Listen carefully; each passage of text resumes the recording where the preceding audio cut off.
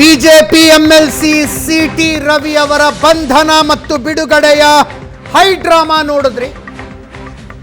ಕೆಲವೇ ಕ್ಷಣಗಳಲ್ಲಿ ಬಿಡುಗಡೆ, ದಾವಣಗೆರೆಯಲ್ಲಿ ಬಿಡುಗಡೆಯಾಗುವ ಸಾಧ್ಯತೆ ಇದೆ.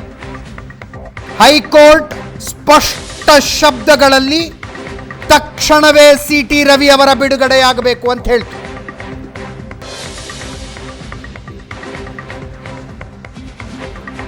ಇಡೀ ಘಟನೆನೇ ದುರದೃಷ್ಟಕರ ಅಂದಿದೆ ಹೈಕೋರ್ಟ್.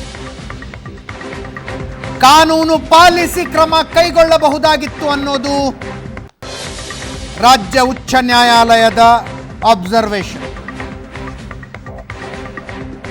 ಸಿಟಿ ರವಿ ಅವರನ್ನ ಬಂಧಿಸುವ ಅವಶ್ಯಕತೆ ಇರಲಿಲ್ಲ.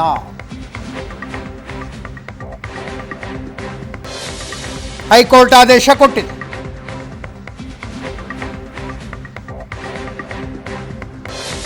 ಬೆಳಗಾವಿಯಿಂದ ಟ್ರಾನ್ಸಿಟ್ ವಾರೆಂಟ್ ಮೇಲೆ ಸಿಟಿ ರವಿ ಅವರನ್ನ ಪೊಲೀಸರು ಬೆಂಗಳೂರಿಗೆ ಕರೆದುಕೊಂಡು ಬರ್ತಾ ಇದ್ದಾರೆ. ಮಾರ್ಗ ಮಧ್ಯೆ ಎಲ್ಲಿ ಅವರಿಗೆ ಹೈಕೋರ್ಟಿನ ಆದೇಶದ ಅಧಿಕೃತ ಕಾಪಿ ಸಿಗುತ್ತೋ ಅಲ್ಲೇ ಬಿಡುಗಡೆ ಅನ್ನೋದು ಬಂದ ಮಾಹಿತಿ. ಈಗಾಗಲೇ ಪೊಲೀಸರಿಗೆ ಆದೇಶದ ಪ್ರತಿ ಕೊಟ್ಟಿದ್ದಾರೆ.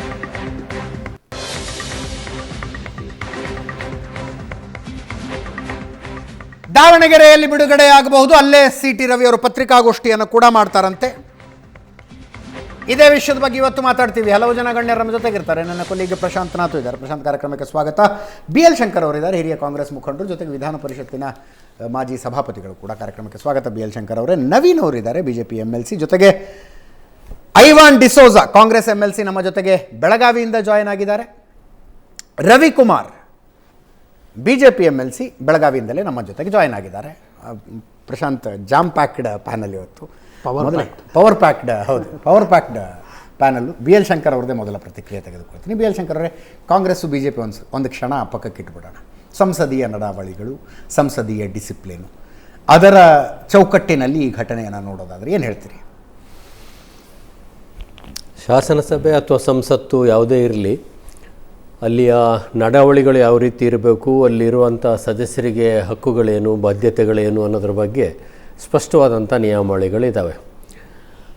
ಶಾಸನಸಭೆಯ ಒಳಗೆ ಮತ್ತು ಶಾಸನಸಭೆಯ ವ್ಯಾಪ್ತಿನಲ್ಲಿ ಬರುವಂಥ ಪ್ರದೇಶದೊಳಗೆ ಪೊಲೀಸರು ಬರುವಾಗಿಲ್ಲ ಅಂತಕ್ಕಂಥದ್ದಿದೆ. ಮಾರ್ಷಲ್ಗಳ ಮುಖಾಂತರ ಅಲ್ಲಿ ಸ್ಪೀಕರು ಮತ್ತು ಚೇರ್ಮನ್ನೇ ಅವ್ರದ್ದೇ ಅಥಾರಿಟಿ ಇರ್ತದೆ, ಅವರೇ ಪರಮಾಧಿಕಾರ ಹೊಂದಿರ್ತಾರೆ.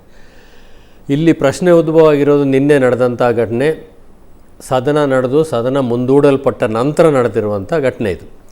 ಇಲ್ಲಿ ಒಂದು ಜಿಜ್ಞಾಸೆ ಇರೋವಂಥದ್ದು ಏನು ಅಂದರೆ, ಅಲ್ಲಿ ನಡೆದಂಥ ನಡವಳಿಯ ವಿಚಾರದಲ್ಲಿ ಅಥವಾ ಘಟನೆ ವಿಚಾರದಲ್ಲಿ ಸ್ಪೀಕರ್ ಅವ್ರದ್ದು ಅಥವಾ ಚೇರ್ಮನ್ ಅವರ ಪಾತ್ರ ಏನು, ಅವರ ವ್ಯಾಪ್ತಿಗೆ ಅದು ಬರ್ತದ ಸದನ ಮುಂದೂಡಿದ ನಂತರ, ಮತ್ತು ಅದರಲ್ಲಿರುವಂಥ ದಾಖಲೆಗಳನ್ನು ಸ್ಪೀಕರ್ ಅವರು ಯಾವ ರೀತಿ ಪಡಿಬೋದು ಅಂತ. ಇಲ್ಲಿ ಎರಡು ವಿಷಯಗಳಾಗಿದೆ. ಒಂದು, ಸಭಾಪತಿಗೆ ದೂರು ಮತ್ತು ಪ್ರತಿದೂರುಗಳಿದ್ದಾವೆ, ಪೊಲೀಸಿಗೂ ದೂರು ಮತ್ತು ಪ್ರತಿದೂರುಗಳಿದ್ದಾವೆ. ಕೆಲವು ನಾನು ಚರ್ಚೆಗಳಲ್ಲಿ ಭಾಗವಹಿಸುವಂಥ ಸಂದರ್ಭದಲ್ಲಿ ನೋಡಿದೆ, ಕೆಲವರು ಹೇಳ್ತಾಯಿದ್ರು ಪೊಲೀಸರು ಇದರಲ್ಲಿ ಮಧ್ಯಪ್ರವೇಶ ಮಾಡಿ ತಪ್ಪು ಅನ್ನೋರು ಇದ್ದಾರೆ, ಸಭಾಪತಿಯವರು ಇದನ್ನು ತೀರ್ಮಾನ ಮಾಡಬೇಕು ಅನ್ನೋದು ಇದೆ. ಅದಕ್ಕೆ ನಾನು ಹೇಳಿದೆ, ಈ ಜಿಜ್ಞಾಸೆ ಏನಿದೆ, ಸದನ ಮುಂದೂಡಲ್ಪಟ್ಟ ನಂತರ ಅಲ್ಲಿ ಯಾವುದೇ ದಾಖಲೆ ಲಭ್ಯ ಇರೋದಿಲ್ಲ, ಆಡಿಯೋ ಅಥವಾ ವಿಡಿಯೋ ರೆಕಾರ್ಡಿಂಗ್ ಆಗೋದಿಲ್ಲ. ಅವ್ರು ಎದ್ದೋದ ತಕ್ಷಣ ಅದು ಬಂದಾಗ್ಬಿಡ್ತದೆ. ಹಾಗಾಗಿ ಸಭಾಪತಿಯವರು ಸರಿಯಾಗಿ ಹೇಳಿದ್ದಾರೆ, ನನ್ನ ಹತ್ರ ಆಡಿಯೋ ಅಥವಾ ವಿಡಿಯೋ ನನ್ನ ಹತ್ರ ಇಲ್ಲ ಆ ಘಟನೆ ಬಗ್ಗೆ ಅಂತ. ಉಳಿದಿರೋಂಥದ್ದು ಈಗ ಉಳಿದಿರುವಂಥದ್ದು ಏನು, ಈಗ ಅಲ್ಲಿ ಮೀಡಿಯಾಕ್ಕೆ ಅವಕಾಶ ಕೊಟ್ಟಿದ್ದಾರೆ. ಮೀಡಿಯಾದವ್ರ ಹತ್ರ ವಿಡಿಯೋ ಮತ್ತು ಆಡಿಯೋ ಎರಡೂ ಇರ್ಬೋದು, ಅಥವಾ ಖಾಸಗಿಯಾಗಿ ಯಾರಾದರೂ ಅಲ್ಲಿರೋಂಥ ಸದಸ್ಯರೇ ವಿಡಿಯೋ ಅಥವಾ ಆಡಿಯೋ ಮಾಡಿದರೆ ಅದು ಇರ್ಬೋದು. ಇವೆಲ್ಲವೂ ಕೂಡ ತನಿಖೆಗೆ ಸಂಬಂಧಪಟ್ಟಿರ್ತಕ್ಕಂಥ ವಿಷಯಗಳು. ಆದರೆ ಈ ಬಂಧನ ಮತ್ತೊಂದು ಇವೆಲ್ಲ ಆಗಿರೋವಂಥದ್ದು ಸರಿಯೋ ತಪ್ಪೋ ನಾಳೆ ನ್ಯಾಯಾಲಯ ತೀರ್ಮಾನ ಮಾಡ್ತದೆ ಅಂತಿಮವಾಗಿ. ಈಗ ಇಂಟರಿಮ್ ರಿಲೀಫ್ ಏನೇ ಇರ್ಬೋದು, ಅಂತಿಮವಾಗಿ ಅಲ್ಲಿ ತೀರ್ಮಾನ ಆಗ್ತದೆ. ದೂರು ಬಂದ ನಂತರ ಒಬ್ಬ ಮಹಿಳೆ, ಅದರಲ್ಲೂ ಸಚಿವರಾಗಿರ್ತಕ್ಕಂಥವ್ರು, ಈ ರೀತಿ ನನ್ನ ಮಾನಹಾನಿ ಆಗುವಂಥ ಅಥವಾ ನನ್ನ ಚಾರಿತ್ರ್ಯ ವಧೆ ಆಗುವಂಥ ಪದಪ್ರಯೋಗ ಆಗಿದೆ ಅಂತೇಳಿ ದೂರು ಕೊಟ್ಟಂಥ ಸಂದರ್ಭದಲ್ಲಿ ಆ ಸದನದ ಒಂದು ಆವರಣ ಏನಿದೆ, ಸ್ಪೀಕರ್ ಅಥವಾ ಚೇರ್ಮನ್ರ ವ್ಯಾಪ್ತಿ ಆವರಣ ಬಿಟ್ಟು ಹೊರಗಡೆ ಕಾರಿಡಾರ್ನಲ್ಲಿ ನಡೆದಿರುವಂಥ ಘಟನೆಗಳಿವೆಲ್ಲವೂ ಕೂಡ. ಅಲ್ಲಿ ನಡೆದಿರುವಂಥ ಎಲ್ಲ ಘಟನೆಗಳನ್ನು ಕೂಡ ಒಳಗೆ ನಡೆದಿದ್ದಿರಲಿ ಹೊರಗೆ ನಡೆದಿರಲಿ ನಾನು ಸಮರ್ಥಿಸಕ್ಕೆ ಹೋಗೋದಿಲ್ಲ. ಎರಡೂ ಕೂಡ ತಪ್ಪೆ. ಯಾವುದೇ ಕಡೆಯಿಂದ ಆಗಿದ್ರೂ ಕೂಡ ಆ ರೀತಿಯ ಘಟನಾವಳಿ ನಡೀಬಾರದು. ಯಾರು ಏನೇ ಮಾತಾಡಲಿ ಆಡಳಿತ ಪಕ್ಷ ಪ್ರತಿಪಕ್ಷದವರು ಸಂಯಮ ಇರಬೇಕಾಗಿತ್ತು. ವಿಶೇಷವಾಗಿ ಮೇಲ್ಮನೆಗೆ ಇದು ಶೋಭೆ ತರುವಂಥದ್ದು ಅಲ್ವೇ ಅಲ್ಲ. ಕೆಳಮನೇಲಿ ಇಂಥ ಬೇಕಾದಷ್ಟು ಪ್ರಕರಣಗಳು ನಡೆದಿರ್ಬೋದು, ಆದರೆ ಮೇಲ್ಮನೇಲಿ ನನ್ನ ಪ್ರಕಾರ ಇದು ಬಹುತೇಕ ಮೊದಲನೇದಿರ್ಬೋದು ಅಥವಾ ಅಪರೂಪದಲ್ಲಿ ಅಪರೂಪವಾಗಿರುವಂಥ ಒಂದು ಪ್ರಕರಣ ಅಥವಾ ಘಟನೆ ಇರ್ಬೋದು. ಅದು ನಡಿಲೇಬಾರ್ದಿತ್ತು ನನ್ನ ಪ್ರಕಾರದಲ್ಲಿ. ಅದು ಒಂದು ಸರ್ತಿ ಸಭಾಪತಿಗಳ ಸದನ ಮುಂದೂಡಿದ ನಂತರ ಅಲ್ಲೇ ಇದ್ದು ಮತ್ತೆ ವಾಗ್ವಾದ ನಡೆಸೋಂಥದ್ದು ಕೂಡ ಅದು ನೈತಿಕವಾಗಿ ಸರಿಯಲ್ಲ ಅದು. ಹಾಗಾಗಿ ಇದೆಲ್ಲವೂ ಕೂಡ ನಡೆದೋಗಿದೆ. ಇವೆಲ್ಲ ಇತಿಹಾಸದ ಪುಟ ಸೇರೋಗಿದ್ದಾವೆ. ಈಗ ಪೊಲೀಸ್ ಸ್ಟೇಷನ್ ಆಗಿದೆ, ಕೋರ್ಟ್ ಆಗಿದೆ, ಸಭಾಪತಿ ಮುಂದಿದೆ. ಈಗ ಉಳಿದಿರುವಂಥದ್ದೇನು, ಸಭಾಪತಿಗಳು ಮುಂದೆ ಏನು ಕ್ರಮ ಕೈಗೊಳ್ತಾರೆ, ಬಂದಿರುವಂಥ ದೂರು ಪ್ರತಿ ದೂರಿನ ಬಗ್ಗೆ ಅದು ಒಂದು ಕುತೂಹಲ ಇದೆ. ಮತ್ತು ಅದು ಅವರ ಅಧಿಕಾರ ವ್ಯಾಪ್ತಿಯ ಬಗ್ಗೆ ಏನು ಜಿಜ್ಞಾಸೆಗಳು ಉಂಟಾಗಿದೆ ಅದ್ರ ಬಗ್ಗೆ ಅವ್ರು ಏನು ಹೇಳ್ತಾರೆ ಅನ್ನೋದು ಕೂಡ ಇದೆ. ಅದು ಅವ್ರ ವ್ಯಾಪ್ತಿಗೆ ಸಂಬಂಧಪಟ್ಟಿದ್ದು. ಸಭಾಪತಿಗಳಿಗೆ ಅಕಸ್ಮಾತ್ ಇದು ನನ್ನ ಅಧಿಕಾರ ವ್ಯಾಪ್ತಿಗೆ ಮೀರಿದ್ದು ಅನ್ನೋದಾದ್ರೆ ಅವ್ರು ರೂಲಿಂಗ್ ಕೊಡೋಕ್ಕೆ ಹೋಗ್ತಿರ್ಲಿಲ್ಲ. ರೂಲಿಂಗ್ ಕೊಟ್ಟರು ಅಂದ್ರೆ he has decided that it comes under me. ಇಲ್ಲ, ಅಲ್ಲಿವರೆಗೆ ಹೌದು. ಎಲ್ಲಿವರೆಗೆ ಅವ್ರು ಏನು ರೂಲಿಂಗ್ ಕೊಟ್ರಲ್ಲ ಅಲ್ಲಿವರೆಗೆ ಘಟನಾವಳಿ ಬಗ್ಗೆ ಅವ್ರಿಗೆ ಹೋಗಿತ್ತು, ಅದ್ರ ಬಗ್ಗೆ ಹೇಳಿದ್ರು ಅವರು ಅಷ್ಟೇ. ಅದಾದ ನಂತರ ಈಗೇನು ಈ ಥರ ನನ್ನ ಇದಾಯಿತು, ಮಾನಹಾನಿ ಆಯಿತು, ಅಥವಾ ನನ್ನನ್ನು ಹೊಡಿಲಿಕ್ಕೆ ಬಂದರು, ಅಥವಾ ನನ್ನನ್ನು ಕೊಲೆ ಮಾಡೋ ಉದ್ದೇಶ ಇತ್ತು ಅಂತ ರವಿ ಅವರು ಹೇಳಿದ್ದಾರೆ.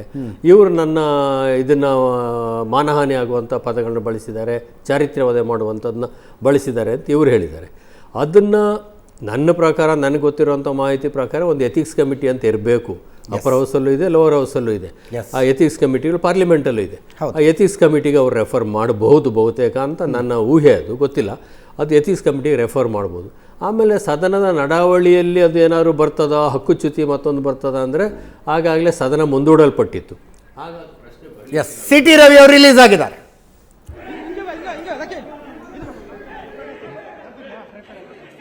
ರಿಲೀಸ್ ಬಿಜೆಪಿ ವಿಧಾನ ಪರಿಷತ್ ಸದಸ್ಯ ಸಿ ಟಿ ರವಿ ಅವರು ದಾವಣಗೆರೆಯಲ್ಲಿ ಬಿಡುಗಡೆಗೊಂಡಿದ್ದಾರೆ.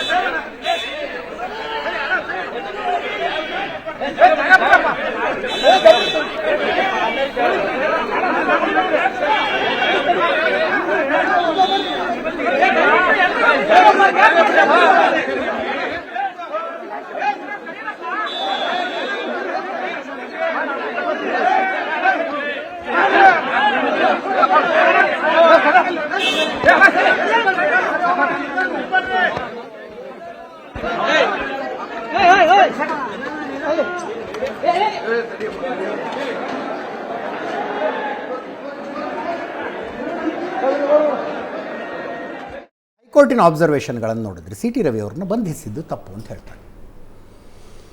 ಇಲ್ಲ, ನ್ಯಾಯಾಲಯಕ್ಕೆ ಒಂದು ಪೊಲೀಸರು ತೆಗೆದುಕೊಳ್ಳುವಂಥ ಕ್ರಮವನ್ನು ವಿಮರ್ಶೆ ಮಾಡ್ತಕ್ಕಂಥ ಎಲ್ಲ ಅಧಿಕಾರವೂ ಕೂಡ ಇದೆ. ಪೊಲೀಸರು ಅವ್ರ ಡಿಸ್ಕ್ರಿಷನ್ ಉಪಯೋಗಿಸಿ ಅವ್ರು ಏನು ಬೇಕೋ ಆ ಕಾರ್ಯಕ್ರಮಗಳು ಕೈಗೊಳ್ತಾರೆ. ಅದು ಅವ್ರ ಡಿಸ್ಕ್ರಿಷನ್ನೇ ಬಿಟ್ಟರೆ ಒಬ್ಬರನ್ನ ಬಂಧಿಸಬೇಕೋ ಬಂಧಿಸಬಾರ್ದೋ, ಹಾಗೆ ವಿಚಾರಣೆ ಮಾಡಬೇಕೋ, ಅಥವಾ ನಾವು ಕರೆದಾಗ ಬನ್ನಿ ಅಂತ ಹೇಳಬೇಕು. ಸದನದ ಒಳಗೆ ಒಂದು ಘಟನೆ ನಡೆದಿದೆ, ಪೊಲೀಸರಿಗೂ ಅದು ಕನ್ಫರ್ಮ್ ಇದೆ. ಯಾಕಂದರೆ ನಾವು ಮಹಜರ್ ಮಾಡಬೇಕು ಅಂತ ಹೋಗಿ ಸ್ಪೀಕರ್ಗೆ ಮನವಿ ಕೊಡ್ತಾರೆ. ಅವರು ಘಟನೆ ನಡೆದ ಸ್ಥಳದ ಮಹಜರ್ ಮಾಡಬೇಕು ಅಂತ ಸ್ಪೀಕರಿಗೆ ಮನವಿ ಕೊಡ್ತಾರೆ. ಸ್ಪೀಕರಿಗೆ ಮನವಿ ಕೊಡ್ತಿದ್ದಾರೆ ಅಂದರೆ ಸದನದ ಒಳಗೆ ನಡೆದಿದೆ ಅನ್ನೋದು ಗೊತ್ತು ಪೊಲೀಸರು. ಇಲ್ಲ, ಆದರೂ ಕೂಡ ಆರೋಪಿಯನ್ನು ಕರ್ಕೊಂಡು ಹೋಗ್ತಾರೆ. ಇಲ್ಲ, ಸದನದ ಒಳಗೆ ನಡೆದಿರೋದು ಹೌದು, ಆದರೆ ಸದನ ನಡೀತಾ ಇದ್ದಾಗ ನಡೆದುವಂಥ ಘಟನೆ ಅಲ್ಲ. ಇದನ್ನು ನೀವು ಯಡಿಯೂರಪ್ಪನವರು ಮುಖ್ಯಮಂತ್ರಿ ಆಗಿದ್ದಂಥ ಸಂದರ್ಭದಲ್ಲಿ ಪಕ್ಷಾಂತರ ಕಾಯ್ದೆಯ ವಿಚಾರದಲ್ಲಿ ಗೊಂದಲ, ಅಲ್ಲಿಗೆ ಪೊಲೀಸ್ ಕಮಿಷನರು ಪೊಲೀಸರ ಸಮೇತ ಅಸೆಂಬ್ಲಿ ಒಳಗೆ ನುಗ್ಗಿರೋವಂಥದ್ದು, ಅದ್ರ ಬಗ್ಗೆ ಆದಂಥ ಚರ್ಚೆಗಳು, ಅದ್ರ ಮೇಲೆ ಬಂದಂಥ ಅಬ್ಸರ್ವೇಷನ್ಗಳು ನಿಮಗೆ ಮಾಹಿತಿ ಇದೆ. ಶಂಕರ್ ಬಿದಿರಿ ಅವರು ಕಮಿಷನರ್ ಆಗಿದ್ದರು ಅಂತ ಕಾಣ್ತದೆ. ಆ ಸಂದರ್ಭದಲ್ಲಿ ಅದು ಮಾತ್ರ ಅತಿರೇಕದ ವರ್ತನೆ ಆಗಿತ್ತು. ಯಾವುದೇ ಕಾರಣಕ್ಕೂ ಪೊಲೀಸರು ಆ ಚೇಂಬರ್ ಒಳಗೆ ಬರುವಾಗಿಲ್ಲ. ಅದಕ್ಕೆ ಅವರು ಮನವಿ ಕೊಟ್ಟರು. ಒಂದು ಪ್ರಿಕಾಷನ್ ತಗೊಳ್ತಾರೆ ಅವರು. ಸ್ಪೀಕರ್ ಹತ್ರ ಒಂದು ಲೆಟರ್ ತಗೋತಾರೆ. ನನಗೆ ಇನ್ನೂ ಅದನ್ನ ಲೆಟರ್ ನೋಡಿದ್ದು ನೆನಪಿದೆ ನನಗೆ. ಸಣ್ಣದೊಂದು ಏನು ನೋಟ್ ಮಾಡ್ಕೊಳ್ಳೋದಕ್ಕೊಂದು ಲೆಟರ್ ಹೆಡ್ ಥರದ್ದಿರುತ್ತಲ್ಲ, ಅದರ ಹತ್ರ ಗಲಾಟೆ ಜಾಸ್ತಿ ಆಗಿದೆ, ದಯವಿಟ್ಟು ಬನ್ನಿ ಅನ್ನೋ ಥರದ್ದೇನೋ ಒಂದು ಇಲ್ಲ, ಹ್ಯಾಂಡ್ ರಿಟರ್ನ್ ಲೆಟರ್. ಅಕಸ್ಮಾತ್ ಸ್ಪೀಕರ್ ಅದನ್ನು ಕೊಟ್ಟಿದ್ರೆ ಸ್ಪೀಕರ್ದು ತಪ್ಪೆ. ಲೆಟರ್ ನಾನು ತುಂಬ ಚೆನ್ನಾಗಿ ಸ್ಪೀಕರ್ದೇ ತಪ್ಪದು. ಸ್ಪೀಕರ್ ಆಗಲಿ ಚೇರ್ಮನ್ ಆಗಲಿ ಅದಿಲ್ಲ, ಮಾರ್ಷಲ್ಗಳೇ ಅದನ್ನು ಕಂಟ್ರೋಲ್ ಮಾಡಬೇಕು. ಡೆಲ್ಲಿನಲ್ಲೂ ನಾತು ನೋಡಿರ್ತೀರಿ ನೀವು ಇದೆಲ್ಲ. ಯಾವ ಕಾರಣಕ್ಕೂ ಪೊಲೀಸರಿಗೆಲ್ಲ ಪ್ರವೇಶ ಮಾಡಲಿಕ್ಕೆ ಅವಕಾಶನೇ ಇಲ್ಲ. ಸದನ ನಡೆದೇ ಇದ್ದಂಥ ಸಂದರ್ಭದಲ್ಲಿ ಅಫ್ಕೋರ್ಸ್ ಲಾ ಆ್ಯಂಡ್ ಆರ್ಡರ್ ಮಾಡಲಿಕ್ಕೆ ಅವ್ರಿಗೆ ಅವಕಾಶ. ಅದಕ್ಕೆ ಈಗ ಸಭಾಪತಿಯವರಿಗೆ ಅವ್ರ ಲೆಟರ್ ತುಂಬ ತರಾತುರಿ ಮಾಡಿದ್ರು ಅಂತ ಅನ್ಸಲ್ವಾ? ಅಂದರೆ ನೋಡಿ, ನಾನು ಎರಡೂ ಅತಿರೇಕಗಳು ನಡೆದಿವೆ. ಈಗ ಒಂದು ವೇಳೆ ಸಿ ಟಿ ರವಿ ಅದನ್ನು ಮಾತಾಡಿದ್ದಾರೆ ಅಂತಂದರೆ ಅದೊಂದು ಅತಿರೇಕ. ಮಹಿಳೆಯ ಘನತೆಯನ್ನು ಒಬ್ಬ 20-25 ವರ್ಷದಿಂದ ಶಾಸಕರಿದ್ದಿರ್ತಕ್ಕಂಥವ್ರಿಗೆ ಅದು ಗೊತ್ತಿರುತ್ತೆ. ಆದರೆ ಅದಾದ ಮೇಲೆ ಎರಡನೇ ಅತಿರೇಕಗಳು ವಿಧಾನಸೌಧದ ಒಳಗಡೆ ನೀವು ಬೆಂಬಲಿಗರು ಬಂದು ಯಾರ ಮೇಲೋ ದಾಳಿಯನ್ನು ನಡೆಸ್ತಾರೆ, ನಂತರ ಪೊಲೀಸರು ಬಂದು ಅಷ್ಟೊಂದು 10 ನಿಮಿಷದಲ್ಲಿ ಹೋಗಿ ಅರೆಸ್ಟ್ ಮಾಡ್ಕೊಂಡು ಹೋಗ್ತಾರೆ, ಎಲ್ಲೆಲ್ಲೋ ಓಡಾಡಿಸ್ತಾರೆ. ಬಿಡಿ, ಅದು ಎರಡನೇದು. ಆದರೆ ಎರಡೂ ಅತಿರೇಕಗಳು ಅನೇಕ ಸಾಂವಿಧಾನಿಕ ಪ್ರಶ್ನೆ, ಈಗ ನೀವು ಸಭಾಪತಿಯಾಗಿದ್ದವರು, ಅನೇಕ ಸಾಂವಿಧಾನಿಕ ಪ್ರಶ್ನೆಗಳನ್ನು ಪ್ರಸ್ತುತಪಡಿಸ್ತವೆ. ಹಾಗಿದ್ದರೆ ಸದನದ ಪಟಲದ ಒಳಗಡೆ ಏನು ನಡೆದರೂ ಕೂಡ ಪೊಲೀಸರು ಬರ್ಬೋದಾ? ಮೊನ್ನೆ ಒಂದು ರೂಲಿಂಗ್ ಸುಪ್ರೀಂ ಕೋರ್ಟ್ನಲ್ಲಿ ಕೆ ವಿ ಧನಂಜಯ ಅದನ್ನು ಹೇಳ್ತಾ ಇದ್ರು. ಮರ್ಡರ್ಗಳು ನಡೆದ್ರೆ ಸುಪ್ರೀಂ ಕೋರ್ಟ್ ರೂಲಿಂಗ್ ಕೊಡ್ತು, ಮರ್ಡರ್ಗಳು ನಡೆದ್ರೆ ಅದು ಏನು ಸ್ಪೀಕರ್ ವ್ಯಾಪ್ತಿಗೆ ಬರೋಲ್ಲ, ಅದು ಪೊಲೀಸರು ಜುರಿಸ್ಡಿಕ್ಷನ್ ಬರುತ್ತೆ. ಇನ್ನುಳಿದಂತೆ ಯಾವುದೇ ವರ್ಬಲ್ ಟಾಕ್ಸ್ಗಳಿವೆ ಅವುಗಳಿಗೆ ದ ಕಸ್ಟೋಡಿಯನ್ ಈಸ್ ಸ್ಪೀಕರ್. ಈಗ ನೀವೆಷ್ಟು ಸುದೀರ್ಘ ಅವಧಿಯವರೆಗಿದ್ದವರು, ಹಾಗಿದ್ದಲ್ಲಿ ನಾಳೆ ಇಮ್ಯುನಿಟಿ ಮತ್ತು ಪ್ರಿವಿಲೇಜ್ಗಳಿಗೆ ಅರ್ಥ ಏನಾಗುತ್ತೆ? ನಾನು ಈ ಶಬ್ದವನ್ನು ಸಮರ್ಥನೆ ಮಾಡ್ಕೊಳ್ತಾ ಇಲ್ಲ, ಬಟ್ ನಾಳೆ ಇದೇ ಶಬ್ದದ ಅತಿರೇಕಗಳು ಮತ್ತೊಬ್ಬನು ಬಳಕೆ ಮಾಡ್ಬೋದು. ಅದಕ್ಕೋಸ್ಕರನೇ ನಿಮಗೂ ಗೊತ್ತಿದೆ, ನಿಯಮಾವಳಿಗಳಲ್ಲಿ ಶಾಸನಸಭೆ ಮತ್ತು ಸಂಸತ್ತಿನಲ್ಲಿ ಆಡುವಂಥ ಮಾತುಗಳು, ಶಾಸಕರು ಅಥವಾ ಸಂಸದರು ಆಡುವಂಥ ಮಾತಿಗೆ ಸಂಪೂರ್ಣವಾದಂಥ ರಕ್ಷಣೆ ಇದೆ. ಅದನ್ನು ಅವ್ರ ವಿರುದ್ಧ ಸಾಕ್ಷಿಯಾಗಿ ನ್ಯಾಯಾಲಯಗಳಲ್ಲಿ ಬಳಸುವಾಗಿಲ್ಲ ಅನ್ನೋದು ಕೂಡ ನಿಯಮಾವಳಿಯಲ್ಲಿ ಇದೆ. ಹಾಗಾಗಿ ಸದನ ನಡೀತಾ ಇದ್ದಂಥ ಸಂದರ್ಭದಲ್ಲಿ ಸಿ ಟಿ ರವಿ ಅವರು ಮಾತಾಡಿದರೆ ಅದರ ಸಂಪೂರ್ಣ ರಕ್ಷಣೆ ಅವ್ರಿಗೆ ಇರ್ತಾ ಇತ್ತು. ಇದು ಸದನ ಅಡ್ಜರ್ನ್ ಆದಮೇಲೆ ಅವ್ರು ಮಾತಾಡಿರೋ ಕಾರಣಕ್ಕೋಸ್ಕರ ಈ ಜಿಜ್ಞಾಸೆ ಪ್ರಾರಂಭ ಆಗಿರೋದು. ಇದೆಲ್ಲವೂ ಪ್ರಾರಂಭಕ್ಕಿಂತ ಭಾಳಷ್ಟು ಅತಿರೇಕಗಳಾಗಿದ್ದಾವೆ. ಈಗ ನೋಡಿ, ಶಾಸನ ಸಭೆ ಒಳಗೆ ಸಂಸತ್ತಿನ ಒಳಗೆ ಪ್ಲೇ ಕಾರ್ಡ್ಗಳನ್ನು ತರಂಗಿಲ್ಲ ಅಂತ ನಿಮಗೆ ಗೊತ್ತು. ನಿನ್ನೆ ವಿಧಾನಸಭೆ ಮತ್ತು ವಿಧಾನ ಪರಿಷತ್ನಲ್ಲಿ ಸಂಸತ್ತಿನಲ್ಲಿ ಎಲ್ಲ ಕಡೆ ಪ್ಲೇ ಕಾರ್ಡ್ಗಳು ರಾರಾಜಿಸ್ತಾ ಇದ್ದಾವೆ. ಎಲ್ಲ ಪಾರ್ಟಿಯವರು, ಅವರು ಇವರು ಅಂತಲ್ಲ, ಆಡಳಿತ ಪಕ್ಷ ವಿರೋಧ ಪಕ್ಷ ಎಲ್ಲರೂ ಪ್ಲೇ ಕಾರ್ಡ್ಗಳನ್ನ ತಂದು ಅವ್ರ ಟೇಬಲ್ ಮೇಲೆ ಆ ಪ್ಲೇ ಕಾರ್ಡ್ಗಳು ಅಂಬೇಡ್ಕರ್ ಅವರ ಚಿತ್ರಗಳನ್ನ ಇಟ್ಕೊಂಡು ಮಾಡ್ತಾ ಇದ್ದಾರೆ. ಇದನ್ನು ಅಲೋ ಮಾಡ್ತಕ್ಕಂಥದ್ದು ತಪ್ಪದು. ಆದ ತಕ್ಷಣ ಸಭೆ ಆರ್ಡ್ರಲ್ಲಿಲ್ಲ ಅಂತೇಳಿ ಮುಂದಾಕಬೇಕು, ಸಭೆಗಳನ್ನ ಪ್ರಿಸೈಡ್ ಮಾಡ್ತಾ ಇರೋರು. ನಾನಾಗಿದ್ದರೆ ಅದೇ ಕೆಲಸ ಮಾಡ್ತಾಯಿದ್ದೆ. ಒಂದು ಸರ್ತಿ ಯಾವುದು ಕಟ್ಟುನಿಟ್ಟಾಗಿ ಮಾಡಬಾರ್ದು ಅಂತ ಅಲ್ಲಿ ಬ್ಯಾನ್ ಇದೆಯೋ ಅದನ್ನು ಮಾಡಲಿಕ್ಕೆ ಅವಕಾಶ ಇಟ್ಕೊಂಡು ಸಭೆ ನಡೆಸೋಂಥದ್ದು ಸಾಧ್ಯನೇ ಇಲ್ಲ. ಹಾಗೆ ಅಲ್ಲಿಂದ ಸ್ಟಾರ್ಟ್ ಆದಂಥ ಅತಿರೇಕ ಅದು ಒಂದಕ್ಕೊಂದು ಬೆಳೀತಾ ಹೋಯ್ತದು. ಇದರಲ್ಲಿ ಹೇಳಿ ಕೇಳಿ ರಾಜಕೀಯ ಪಕ್ಷಗಳು ತೀವ್ರ ಪೈಪೋಟಿ ನಡೆಸಿ ಒಬ್ಬರು ಗೆದ್ದಿರೋರು ಒಬ್ಬರು ಸೋತಿರೋರು ಇದೆಲ್ಲ ಇರ್ತದೆ. ಆದರೆ ಮೇಲ್ಮನೆಗೆ ಇರಬೇಕಾದಂಥ ತಾಳ್ಮೆ, ಗರಿಮೆ, ಅದೊಂದು ಗೌರವ ಅದು ಇತ್ತೀಚಿನ ದಿನಗಳಲ್ಲಿ ಭಾಳ ಕಡಿಮೆ ಆಗ್ತಾ ಇದೆ ಅನ್ನೋದು ಅಲ್ಲೂ ಅಷ್ಟೇ ಇಲ್ಲೂ ಅಷ್ಟೇ, ದೆಹಲಿನಲ್ಲೂ ಅಷ್ಟೇ ಇಲ್ಲೂ ಅಷ್ಟೇ, ಎಲ್ಲ ಕಡೆ ಆ ರೀತಿ ಒಂದು ಅನುಭವ ಆಗ್ತಾ ಇದೆ. ಆ ಗರಿಮೆಯ ಬಗ್ಗೆ ಮಾತಾಡಿದ್ರೆ ಬಿ ಎಲ್ ಶಂಕರ್ ಅವರೇನೋ ಔಟ್ ಆಫ್ ಸಿಲೆಬಸ್ ಮಾತಾಡ್ತಿದ್ದಾರೆ ಅಂತ ಜನರಿಗೆ ಅನ್ಸುತ್ತೆ. ಇರಲಿ ಬಿಡಿ, ಯಾರಾದರೂ ಒಬ್ಬರು ಮಾತಾಡಲೇಬೇಕು. ನೀವು ಹೇಳೋದು ಅಂದರೆ ಸದನದ ನಡಾವಳಿಗಳು, ಪ್ರಿವಿಲೇಜಸ್ ಎಲ್ಲವೂ ಕೂಡ ಆ ಪ್ರಿಮೈಸಸ್ ಅನ್ನೋ ಫಿಸಿಕಲ್ ಬಿಲ್ಡಿಂಗಿಗೆ ಬರೋದಿಲ್ಲ.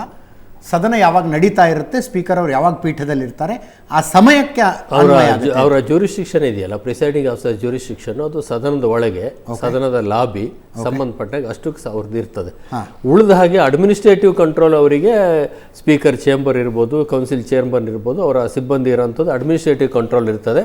ಆದರೆ ಇಡೀ ಈ ನಿಯಮಾವಳಿ ಅನ್ವಯ ಆಗೋದು ಆ ಲಾಬಿಗೆ ಮತ್ತು ಅದಕ್ಕೆ ಮಾತ್ರ ಅದು ಅನ್ವಯ ಆಗ್ತದೆ. ಈ ಪ್ರಕರಣದಲ್ಲಿ ಈಗ ಪ್ರಶ್ನೆ ಇರೋದೇನು, ದೂರು ದಾಖಲಿಸಿಕೊಂಡಿದ್ದು ಪೊಲೀಸರು ಯಾಕೆಂದ್ರೆ ಅವಾಗ ಸದನ ನಡೀತಾ ಇರಲಿಲ್ಲ ಅನ್ನೋದು. ಅದಲ್ಲ, ಸದನದ ಅವರು ದೂರು ದಾಖಲಿಸ್ಕೊಂಡ್ರೆ ನನಗೆ ಈ ಥರ ಆಗಿದೆ ಅಂತ ಹೇಳಿ ಅವ್ರು ದೂರು ಕೊಟ್ಟಿದ್ರಿಂದ ಸದನ ನಡೀತಾ ಇರಲಿಲ್ಲ ಆ ಸಂದರ್ಭದಲ್ಲಿ ಅನ್ನೋ ಕಾರಣಕ್ಕೋಸ್ಕರ ಅವರು ದೂರು ಅದು ಸರಿಯೋ ತಪ್ಪೋ ಅದು ಒಂದು ಆಗಬೇಕು. ಅಲ್ಲ, ತಮ್ಮ ಅಭಿಪ್ರಾಯ ಸರ್, ಸರಿನಾ ತಪ್ಪ? ಇಲ್ಲ, FIR ಮಾಡ್ಕೊಂಡಿದ್ದು ಸರಿನಾ? ಇಲ್ಲ, FIR ಈಗ ಪೊಲೀಸರಿಗೆ ಯಾರಾದರೂ ಒಂದು ದೂರು ಕೊಟ್ಟರೆ FIR. ನನ್ನ ಪ್ರಕಾರ FIR ಬಗ್ಗೆ ಇತ್ತೀಚಿನ ದಿನಗಳಲ್ಲಿ ಇಡೀ ದೇಶದಲ್ಲಿ ಅಗತ್ಯಕ್ಕಿಂತ ಹೆಚ್ಚು ಮಾನ್ಯತೆ ಕೊಡಲಾಗ್ತಾ ಇದೆ. ಅದಕ್ಕೆ ಅಗತ್ಯಕ್ಕಿಂತ ಹೆಚ್ಚು FIR ಇದೆ. ಫಸ್ಟ್ ಇನ್ಫಾರ್ಮೇಷನ್ ರಿಪೋರ್ಟ್ ಅಷ್ಟೇ, ಅದ್ರ ಮೇಲೆ ಇನ್ವೆಸ್ಟಿಗೇಷನ್ ಆಗಬೇಕು. ಮತ್ತು ಈ ಮೂಡಾದಿಂದಾಗಿ FIRಗೆ ಭಾಳ ಬೆಲೆ ಬಂದೋಗ್ಬಿಡ್ತು. ಆ ಥರ ಏನಿಲ್ಲ. FIR ರಿಜಿಸ್ಟರ್ ಆದರೆ ಪ್ರಿಲಿಮಿನರಿ ಅದೊಂದು ಇನ್ಫಾರ್ಮೇಷನ್ ಅಷ್ಟೇ. ಅದ್ರ ಮೇಲೆ ಪೊಲೀಸ್ ಇನ್ವೆಸ್ಟಿಗೇಷನ್ ಮಾಡಿದ್ದು ಸರಿಯೋ ತಪ್ಪೋ, ಈಗ ನಾತು ಹೇಳಿದರು ಬಂಧಿಸಿದ್ದು ಸರಿಯೋ ತಪ್ಪೋ, ಹೌದು, ಅದ್ರ ಬಗ್ಗೆ ಅದು ಚರ್ಚಾಸ್ಪದವಾಗಿರೋದೆ. ಅವಶ್ಯಕತೆ ಇತ್ತೋ ಇಲ್ವೋ ಅದೇ. ಅಥವಾ ಈಗ ಸಾಮಾನ್ಯವಾಗಿ ಬಂಧಿಸಿ ಇಂಟರೋಗೇಟ್ ಮಾಡೋದು ಯಾರು ಅಂದರೆ, ಅಕಸ್ಮಾತ್ ಅವರು ತಪ್ಪಿಸ್ಕೊಂಡು ಹೋಗ್ತಾರೆ, ಸಿಗೋದಿಲ್ಲ ಅವರು ಮುಂದೆ ಇಂಟ್ರೋಗೇಷನಿಗೆ, ಆ ಕಾರಣಗಳಿದ್ದಂಥ ಸಂದರ್ಭದಲ್ಲಿ ಅವ್ರನ್ನ ಕಸ್ಟೋಡಿಯಲ್ ಇಂಟ್ರೋಗೇಷನ್ ಅಂತೇಳಿ ಮಾಡ್ತಾರೆ. ಎಲ್ಲರನ್ನೂ custodial interrogation. D K Shivakumar ಅವರು ಮಾತಾಡ್ತಿದ್ದಾರೆ. ಏನು ಈ ರಾಜ್ಯದಲ್ಲಿ ಏನಾದರೂ ನಾನೇ CM, ಎಲ್ಲದಕ್ಕೂ ನಾವೇ ಹೊಣೆ.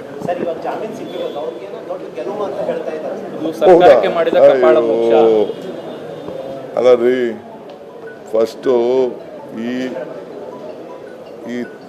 ಈ ತಾಯಿಗೆ, ಹೆಣ್ಣಿಗೆ, ಮಕ್ಕಳಿಗೆ ಆಗಿರೋಂಥ ಅವಮಾನ, ಈ ನಮ್ಮ ಸಂಸ್ಕೃತಿ ಅವಮಾನ ಇದೆಯಲ್ಲ, ಫಸ್ಟ್ ಅದಕ್ಕೆ ಮಾತಾಡಕ್ಕೆ ಹೇಳಿ.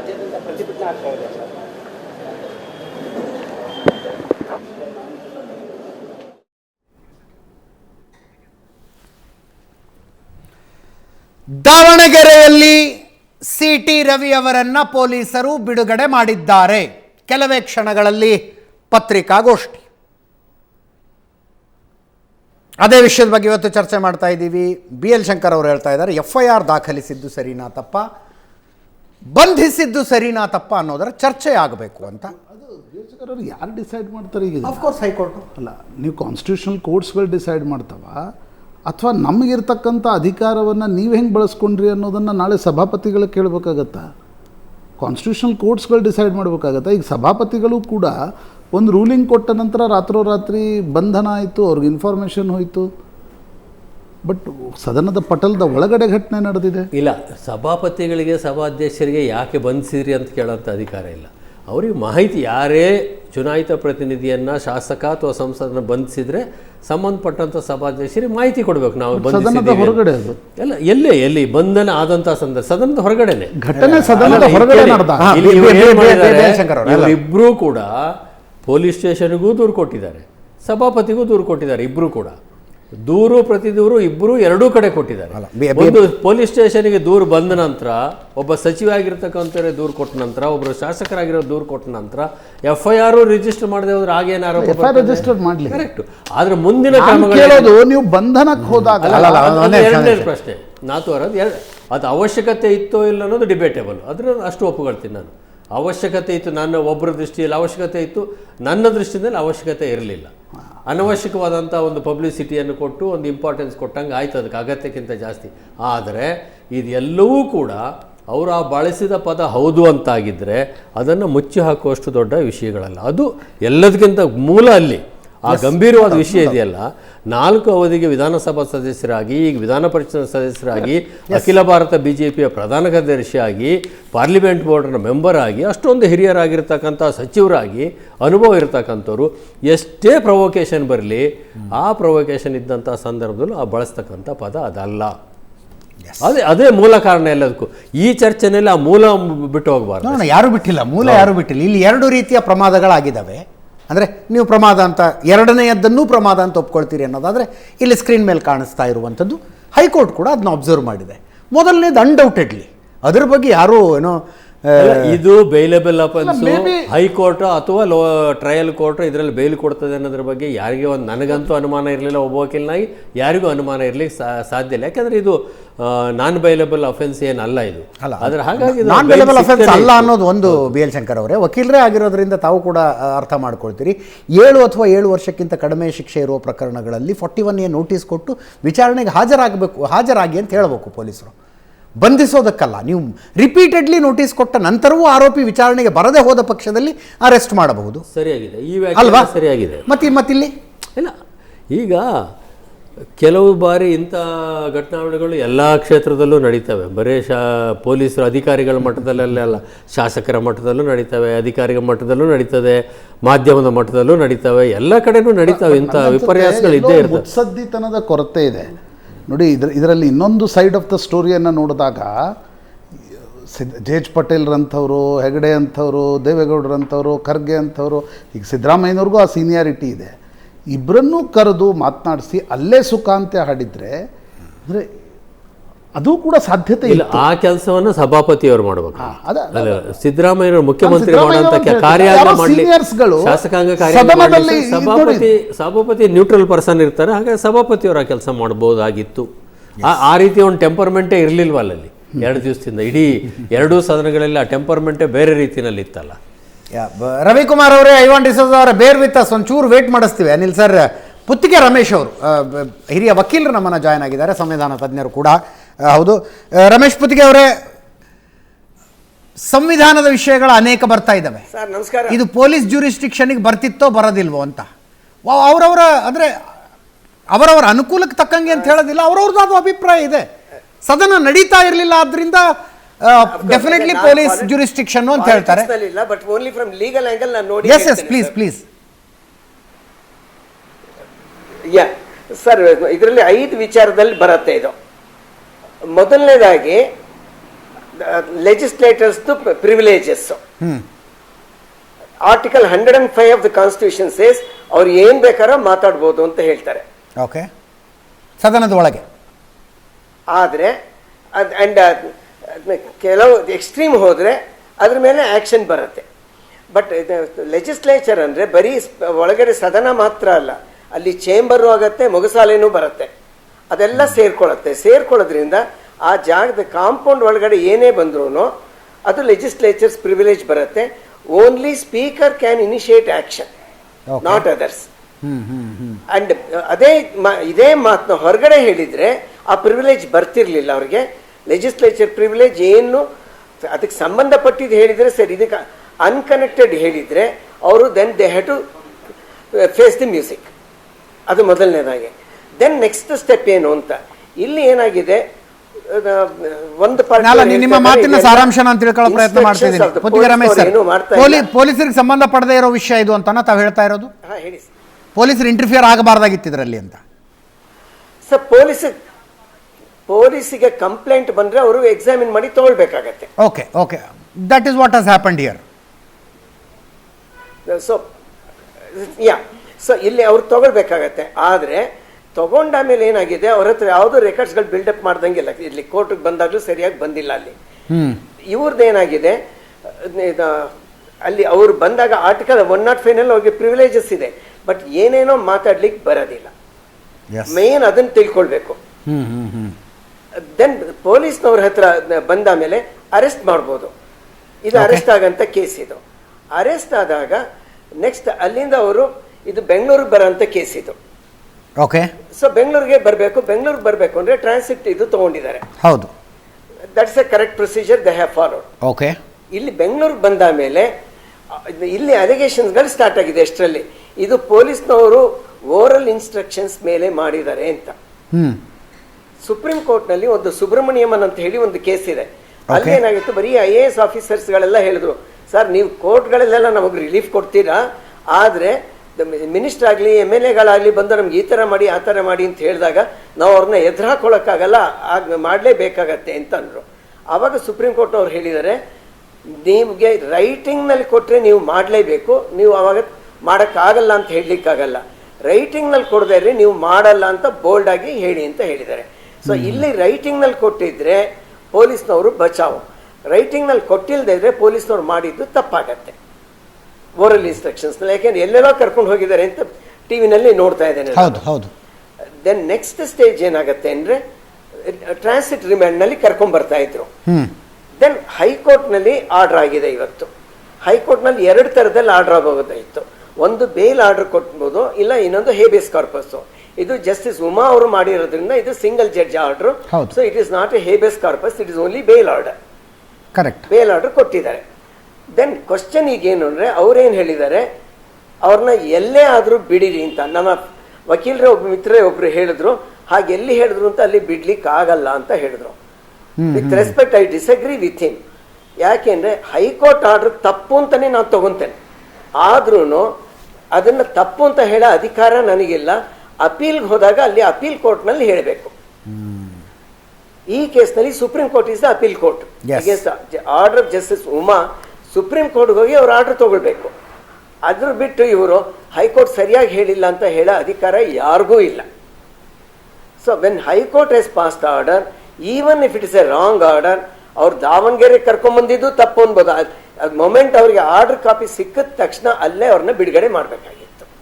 ಅದರ್ವೈಸ್ ಯಾಕಂದ್ರೆ then blame shifts on the high court. Then the question is, transit order ನ ಹಾಗೆ ಮಧ್ಯದಲ್ಲಿ ಕಟ್ ಮಾಡಬಹುದು ಅಂತ ಒಂದು ಕ್ವಶನ್ ಬಂತು. ಟ್ರಾನ್ಸಿಟ್ ಆರ್ಡರ್ ಇರಲಿ ಏನೇ ಇರಲಿ, ಟ್ರಾನ್ಸಿಟ್ ಆರ್ಡರ್ ಕೊಟ್ಟಿರೋದು ಯಾರು? ಮ್ಯಾಜಿಸ್ಟ್ರೇಟು. ಈಗ ಹೈಕೋರ್ಟ್ ನಲ್ಲಿ ಬಿಡುಗಡೆ ಆರ್ಡರ್ ಕೊಟ್ಟಿರೋದು ಹೈಕೋರ್ಟ್. ಸೊ ಮ್ಯಾಜಿಸ್ಟ್ರೇಟ್ಗೂ ಹೈಕೋರ್ಟ್ಗೂ ಕಂಪೇರ್ ಮಾಡಿದಾಗ ಮ್ಯಾಜಿಸ್ಟ್ರೇಟ್ ಆರ್ಡರ್ ನ ನೆಗ್ಲೆಕ್ಟ್ ಮಾಡಿ ಹೈಕೋರ್ಟ್ ಆರ್ಡರ್ನ ಒಬೇ ಮಾಡಬೇಕಾಗತ್ತೆ. ಕರೆಕ್ಟ್. ಸಪೋಸ್ ಇವತ್ತೇನಾದ್ರು ರಾತ್ರಿ ಸುಪ್ರೀಂ ಕೋರ್ಟ್ ನಲ್ಲಿ ಇಲ್ಲ ನೀವು ಬಿಡಬೇಡಿ ಅಂತ ಹೇಳಿದ್ರೆ, ದೆನ್ ಹೈಕೋರ್ಟ್ ಆರ್ಡರ್ಗೆ ಬೆಲೆ ಇದೆ, ಸುಪ್ರೀಂ ಕೋರ್ಟ್ ಆರ್ಡರ್ಗೆ ಬೆಲೆ ಬರುತ್ತೆ. ಸೊ ದಟ್ ಇಸ್ ನಮ್ದು ಪಾಲಿಸಿ ನಾವು ಫಾಲೋ ಮಾಡೋದೇ ಸಿಂಪಲ್. ಅದು ಬಿಟ್ಬಿಟ್ಟು ನಾವು ಇಲ್ಲ ನಮ್ದು ಹೈಕೋರ್ಟ್ ಆರ್ಡರ್ ತಪ್ಪು ಅಂತ ಹೇಳೋ ಅಧಿಕಾರ ಅವ್ರಿಗಿಲ್ಲ. ದೆನ್ ರಿಲೀಸ್ ಆರ್ಡರ್ ಬಂದಿರೋದ್ರಿಂದ ದೆನ್ ಏನೂ ಮಾಡ್ಲಿಕ್ಕಾಗಲ್ಲ, ಅವ್ರು ಬಿಡ್ಲೇಬೇಕು. ನೆಕ್ಸ್ಟ್ ಅವರು ಸುಪ್ರೀಂ ಕೋರ್ಟ್ಗೆ ಹೋಗಿ ಇವತ್ತೇ ಬೇಕಾದ್ರೆ ತಗೊಳ್ಬೋದು. ಬೇಕಾದ್ರೆ ಸುಪ್ರೀಂ ಕೋರ್ಟ್ ನಲ್ಲಿ ರಾತ್ರಿನೂ ತಗೊಂತಾರೆ ಅವ್ರನ್ನ. ಓಕೆ, ಕೇಸ್ಗಳನ್ನ ತಗೊಂಡಿದ್ದಾರೆ. So, ಅದನ್ನ ಇಲ್ಲಿ ಕ್ವಿಕ್ ಕ್ವಶನ್ ಕೇಳ್ತಾ ಇದ್ದೀನಿ ರಮೇಶ್ ಸರ್, ಪೊಲೀಸರು FIR ಮಾಡ್ಕೊಂಡಿದ್ರಲ್ಲಿ ಯಾವುದೇ ತಪ್ಪಿಲ್ಲ ಅಂತಿರ್ತಾವೆ. ಹೇಳಿ ಸರ್, ಹೇಳಿ. FIR ನಲ್ಲಿ ತಪ್ಪಿಲ್ಲ ಅಂತ ಆದಮೇಲೆ ಅವ್ರನ್ನ ಅರೆಸ್ಟ್ ಮಾಡಿದ್ದೆ ತಪ್ಪಲ್ಲ ಸರ್? ಓಕೆ, ಅಲ್ಲ ಅದನ್ನೇ ಕೇಳ್ತಾ ಇರೋದು ನಾನು ತಮ್ಮ ಮಾತನ್ನ ಸಾರಾಂಶವನ್ನು ಅರ್ಥ ಮಾಡ್ಕೊಳ್ಳೋ ಪ್ರಯತ್ನ. ಅರೆಸ್ಟ್ ಮಾಡಿದ್ದು ಏನು ತಪ್ಪಲ್ಲ, ಕಾನೂನಿನ ಪ್ರಕಾರವೇ ಕ್ರಮ ಅದು. ಅರೆಸ್ಟ್ ಮಾಡಿದ್ದು ಯಾಕೆಂದ್ರೆ ಅವ್ರಿಗೆ ಕಂಪ್ಲೇಂಟ್ ಬಂದಾಗ ಅವರು ದೇ ಕುಡ್ ಹ್ಯಾವ್ ರೆಫ್ಯೂಸ್. ಯಾಕೆಂದ್ರೆ ಇದು ನೋಡಿಮ್ಮ, ಇದು ಯಾರೇ ಆಗಲಿ ಕೊಟ್ಟಿರಲಿ, ಇದು ವಿಧಾನಸೌಧದ ಜಾಗದಲ್ಲಿ ಆಗಿರೋದ್ರಿಂದ ಸ್ಪೀಕರ್ ಇಂದ ನಮಗೆ ಕಂಪ್ಲೇಂಟ್ ಬರಬೇಕು, ನೀವು ಕೊಡೋದಲ್ಲ ಅಂತ ಹೇಳಬೇಕಾಗಿತ್ತು. ಓಕೆ ಓಕೆ, ಎಸ್, ಅದು ಹೇಳಿಲ್ಲ ಅವರು. ಸ್ಟ್ರೈಟ್ ಅವೇ ಬಂತು, ತಗೊಂಡ್ರು ಕೇಸ್ನ. Yes, that may not be the correct procedure. Yes, thank you Ramesh Puttige sir, Asianet Suvarna news ಜೊತೆ ಮಾತನಾಡಿದ್ದಕ್ಕೆ. ಪೊಲೀಸ್ ಸ್ಟೇಷನ್ ಅಲ್ಲೇ CT ರವಿ ಅವ್ರ ಮೇಲೆ ಹಲ್ಲೆ ನಡೀತದೆ, ಪೊಲೀಸ್ ಅವರಿಂದನೇ ಹಲ್ಲೆ ನಡೀತದೆ. ರಕ್ತ ಸುರಿತಾ ಇದೆ ತಲೆಯಿಂದ. ಅದು ಯಾವುದನ್ನು ಕೂಡ ಲೆಕ್ಕಿಸದೆ ಪೊಲೀಸರ ದುರ್ವರ್ತನೆ ಹೇಗಿತ್ತಪ್ಪ ಅಂತ ಹೇಳಿದ್ರೆ, ಒಬ್ಬ ಜನಪ್ರತಿನಿಧಿ ಇವತ್ತು ತಲೆಯಲ್ಲಿ ಪೆಟ್ಟು ಬಿದ್ದು ರಕ್ತ ಸುರಿತಾ ಇದೆ. ಮಾನವೀಯತೆ ದೃಷ್ಟಿಯಿಂದ ಮನುಷ್ಯತ್ವ ಇರೋರು ತತ್ಕ್ಷಣ ಅವ್ರನ್ನ ಆಸ್ಪತ್ರೆ ಕರ್ಕೊಂಡು ಹೋಗ್ಬೇಕಾಗಿತ್ತು. ಅದನ್ನು ಕೂಡ ಮಾಡೋದಿಲ್ಲ ಪೊಲೀಸರು. CT ರವಿ ಅವ್ರನ್ನ ಸ್ಕಾರ್ಪಿಯೋದಲ್ಲಿ ಕೂರಿಸ್ಕೊಂಡು ಬೆಂಗಳೂರಿಗೆ ಕರ್ಕೊಂಡು ಹೋಗ್ತೀವಿ ಅಂತ ಹೇಳಿ 500 ಕಿಲೋಮೀಟರ್ ಅಷ್ಟು ರಾತ್ರಿ 12 ಗಂಟೆಗೆ ವಾಹನ ಶುರುವಾಗಿರ್ತಕ್ಕಂಥದ್ದು, ವಾಹನದಲ್ಲಿ ಕೂರಿಸ್ಕೊಂಡು ಹೊರಟಿರ್ತಕ್ಕಂಥವ್ರು ಅಲ್ಲಿ 3 ಜಿಲ್ಲೆಗಳು ಸುತ್ತರಿಸಿ ಅವ್ರನ್ನ ಒಂದು ಕಡೆ ಕಾಡಲ್ಲಿ ಹೋಗಿ ನಿಲ್ಲಿಸ್ತಾರೆ ಕಾರನ್ನು, ಮತ್ತೊಂದು ಕಡೆ ನಿರ್ಜನ ಪ್ರದೇಶಕ್ಕೆ ತೆಗೆದುಕೊಂಡೋಗಿ ನಿಲ್ಲಿಸ್ತಾರೆ. ಒಂದು ರೀತಿ ಭಯ ಹುಟ್ಟಿಸ್ತಕ್ಕಂಥ ರೀತಿಯಲ್ಲಿ ತಲೆಗೆ ಪೆಟ್ಟು ಬಿದ್ದು 3-3.5 ತಾಸಾದರೂ ಕೂಡ ಅವ್ರಿಗೆ ಆಸ್ಪತ್ರೆ ಕರ್ಕೊಂಡು ಹೋಗೋದಿಲ್ಲ. ಕೊನೆಗೆ ಯಾವುದೋ ಒಂದು ಪೊಲೀಸ್ ಸ್ಟೇಷನಲ್ಲಿ ಯಾವುದೋ ಒಂದು ನರ್ಸ್ ಬಂದು ಟ್ರೀಟ್ಮೆಂಟ್ ಕೊಡ್ತಕ್ಕಂಥದ್ದು. ಮತ್ತು CT ರವಿ ಅವರು ಹೇಳಿಕೆಯನ್ನು ಕೂಡ ಕೊಟ್ಟಿದ್ದಾರೆ ಮ್ಯಾಜಿಸ್ಟ್ರೇಟ್ ಮುಂದೆ ಬೆಳಗಾವಿನಲ್ಲಿ. ಪ್ರತಿ ಅರ್ಧ ಗಂಟೆಗೆ ಪೊಲೀಸ್ ಅಧಿಕಾರಿಗಳೇ ನಾವು ವಾಹನದಲ್ಲಿದ್ದರು CT ರವಿ ಅವ್ರ ಜೊತೆಲಿ, ಪ್ರತಿ ಅರ್ಧ ಗಂಟೆಗೆ ದೂರವಾಣಿ ಕರೆ ಬರ್ತಾ ಇತ್ತು. ಮೇಲಧಿಕಾರಿಗಳು ಫೋನ್ ಮಾಡ್ತಾ ಇದ್ರು, ಸಚಿವರು ಫೋನ್ ಮಾಡ್ತಾ ಇದ್ರು, ಮುಖ್ಯಮಂತ್ರಿಗಳು ಫೋನ್ ಮಾಡಿದ್ರು, ನಮಗೆ ಗೊತ್ತಿಲ್ಲ. ಹಾಗಾಗಿ ವಿರೋಧ ಪಕ್ಷದ ನಾಯಕರು ಅದು ಕೂಡ CBI ತನಿಖೆ ಆಗಬೇಕು ಅಂತೇಳಿ ಇವತ್ತು ಆಗ್ರಹ ಮಾಡಿದ್ದಾರೆ. ಒಟ್ಟಾರೆಯಾಗಿ ಪೊಲೀಸರು ಇವತ್ತು ಕಾನೂನಾತ್ಮಕವಾಗಿ ರಕ್ಷಣೆ ಕೊಡಬೇಕಾಗಿರ್ತಕ್ಕಂಥ ಪೊಲೀಸರನ್ನೇ ಕಾನೂನನ್ನು ಸಂಪೂರ್ಣವಾಗಿ ಗಾಳಿಗೆ ತೂರಿ ಒಬ್ಬ ಜನಪ್ರತಿನಿಧಿ CT ರವಿ ಅವ್ರ ಮೇಲೆ ಹಲ್ಲೆನೂ ಕೂಡ ಮಾಡಿ ಅಮಾನವೀಯವಾಗಿ ನಡ್ಕೊಂಡು ಬೆಳಗ್ಗೆ 8 ಗಂಟೆ ತನಕ 500 ಕಿಲೋಮೀಟರ್ ಸುತ್ತರಿಸಿ ಬೆಳಗಾವಿಗೆ ಕರ್ಕೊಂಬಂದಿರ್ತಕ್ಕಂಥದ್ದು. ಇಡೀ ರಾಜ್ಯದ ಜನ, ನಮ್ಮ ಕಾರ್ಯಕರ್ತರು ಆತಂಕದಲ್ಲಿದ್ದರು. ಎಲ್ಲೋದ್ರು CT ರವಿ ಅವರು ಬೆಂಗಳೂರಿಗೆ ಅಂತ ಹೇಳಿದ್ರು, ಬೆಂಗಳೂರಿಗೆ ತಲುಪಲಿಲ್ಲ. ಯಾವ ಊರಿನಲ್ಲಿದ್ದಾರೆ ಯಾವುದೂ ಕೂಡ ಮಾಹಿತಿ ಇಲ್ಲ. ಒಂದು ರೀತಿ ಆತಂಕದ ವಾತಾವರಣ ರಾಜ್ಯದಲ್ಲಿತ್ತು. ಇವತ್ತು ಬೆಳಗ್ಗೆ ಬೆಳಗಾವಿಯ ನ್ಯಾಯಾಲಯದಲ್ಲಿ ಇವತ್ತು ನಾವು ಅಲ್ಲೂ ಕೂಡ ಆರ್ಗ್ಯುಮೆಂಟ್ ಆದರೂ ಕೂಡ ಬೆಂಗಳೂರಿಗೆ ಟ್ರಾನ್ಸ್ಫರ್ ಮಾಡಿದ್ರು ಮತ್ತು ರಾಜ್ಯದಲ್ಲಿ ಆತಂಕ ಮನೆ ಮಾಡಿತ್ತು.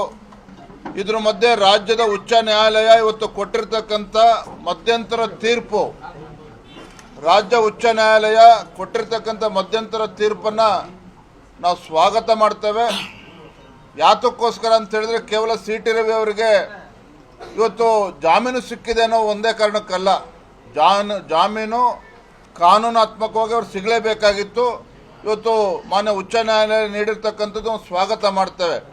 ಅದರ ಜೊತೆಗೆ ಸರ್ಕಾರಕ್ಕೆ ಒಂದು ಕಪಾಳ ಮೋಕ್ಷ ಮಾಡಿದ್ದಾರೆ.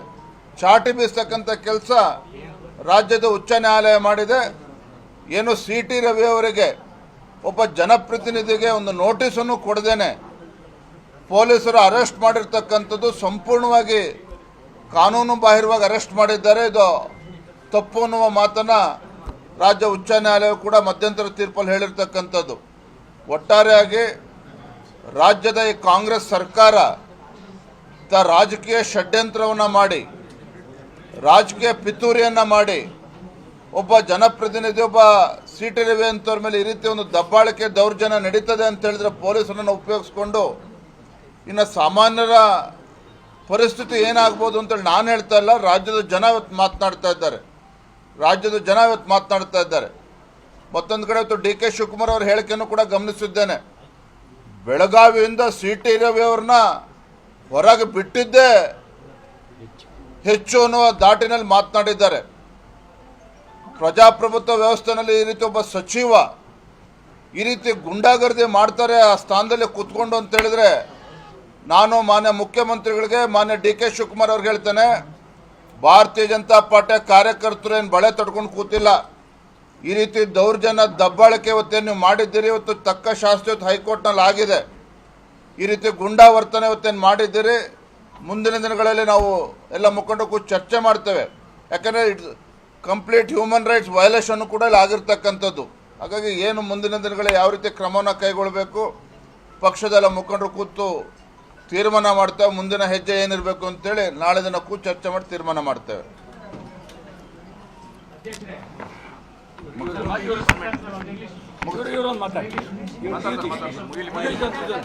ಇಂಗ್ಲಿಷ್ ಆಮೇಲೆ ಈಗಾಗಲೇ ನಮ್ಮ ರಾಜ್ಯ ಅಧ್ಯಕ್ಷರಾದಂಥ ವಿಜಯೇಂದ್ರ ಅವರು ಕಾಂಗ್ರೆಸ್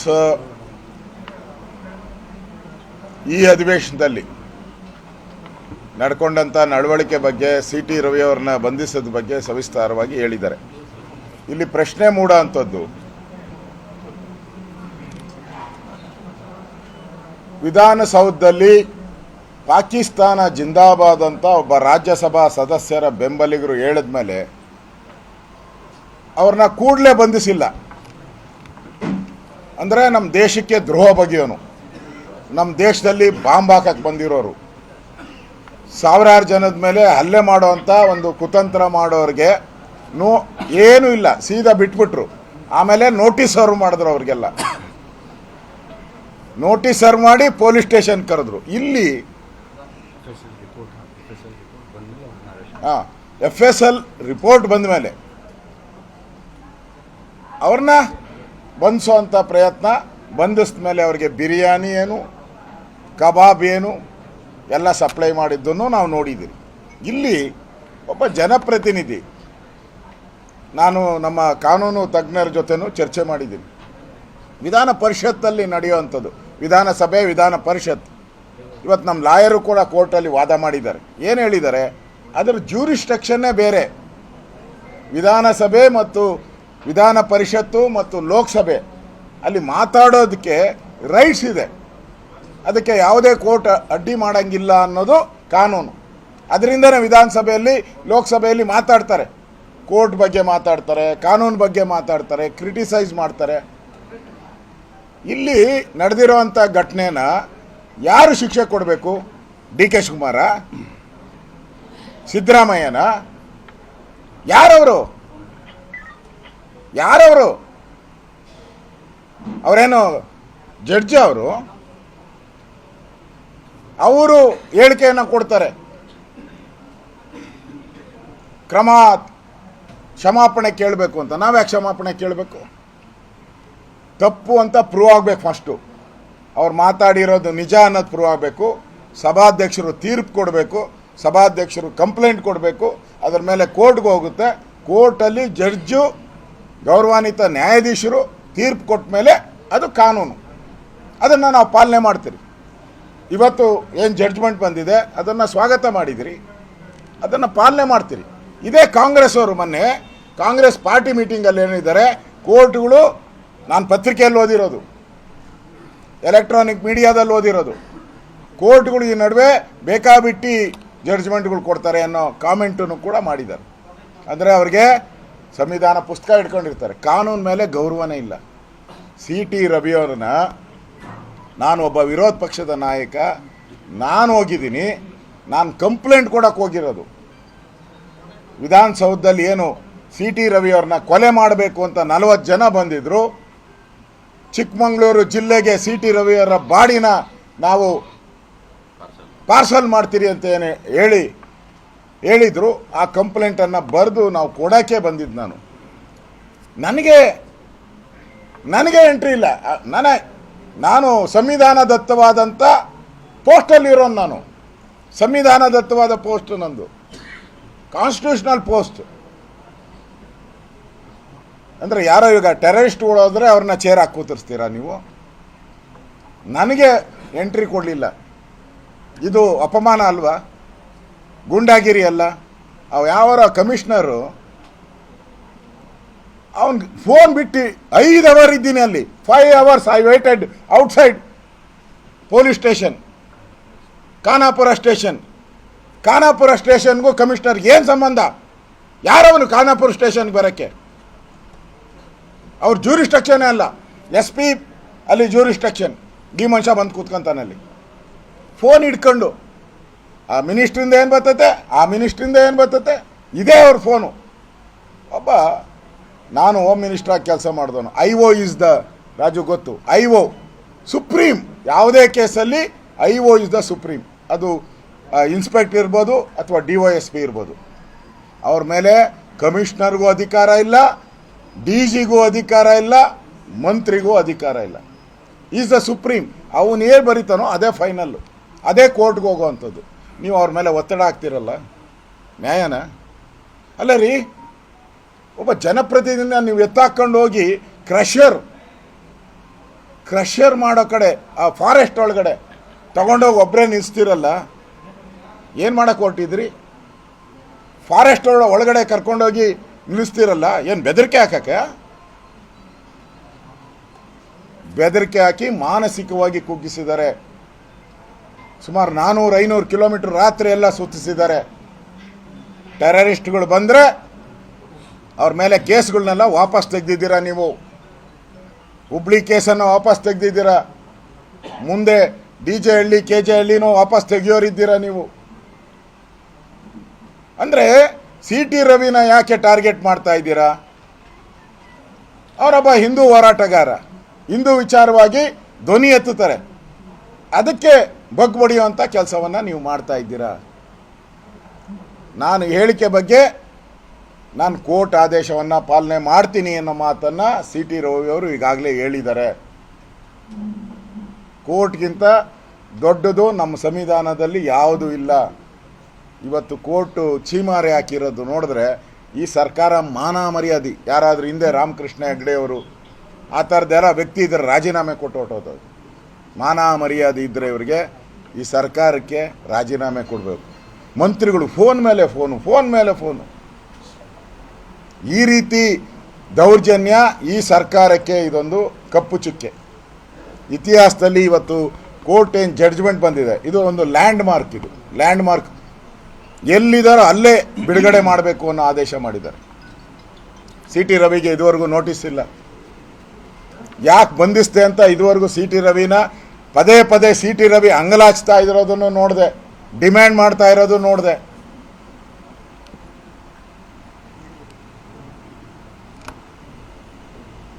ಆದರೆ ಹೇಳಲೇ ಇಲ್ಲ ಅವರು, ಯಾಕೆ ಬಂಧಿಸಿದ್ದೀನಿ ಅಂತ ಹೇಳಲೇ ಇಲ್ಲ.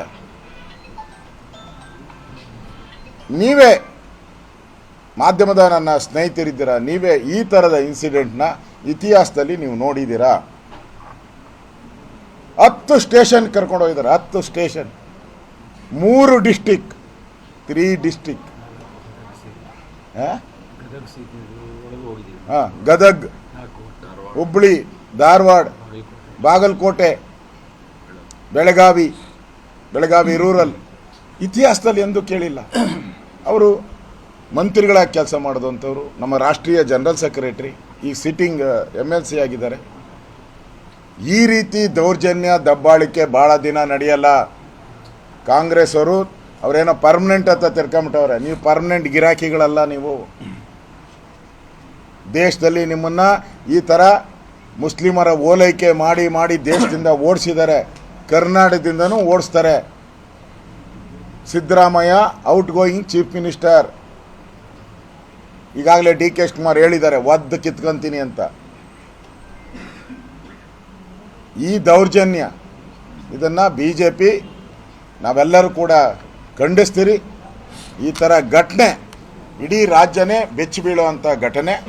ಇದರ ವಿರುದ್ಧ ಮುಂದೆ ನಮ್ಮ ರಾಜ್ಯಾಧ್ಯಕ್ಷರು ಹೇಳಿದ ರೀತಿ ಹೋರಾಟವನ್ನು ನಾವು ಮಾಡ್ತೀರಿ. CT ರವಿ ಒಬ್ಬಂಟಿ ಅಲ್ಲ ಅನ್ನೋದನ್ನು ನಾವು ಕಳೆದ 2 ದಿನದಿಂದ ತೋರಿಸಿದ್ದೀರಿ. ಅವರೆಲ್ಲೆಲ್ಲಿ ಯಾವ್ಯಾವ ಸ್ಟೇಷನ್ಗೆ ಹೋಗ್ತಾರೋ ಅಲ್ಲಿ ಆ ಸ್ಟೇಷನ್ಗೆ ನಮ್ಮ ಕಾರ್ಯಕರ್ತರು ಹೋಗಿದ್ದಾರೆ. ದಾರಿ ಇದ್ದಕ್ಕೂ ಕೂಡ ನಾವು ಬೆಳಗಾವಿಯಿಂದ ಇಲ್ಲಿಗೆ ಬರೋವರೆಗೂ ದಾರಿಯಲ್ಲಿ ಕಾರ್ಯಕರ್ತರು, ಸಾವಿರಾರು ಜನ ಕಾರ್ಯಕರ್ತರು ನಿಂತು ನಮಗೆ ಬೆಂಬಲವನ್ನು ಕೊಟ್ಟಿದ್ದಾರೆ.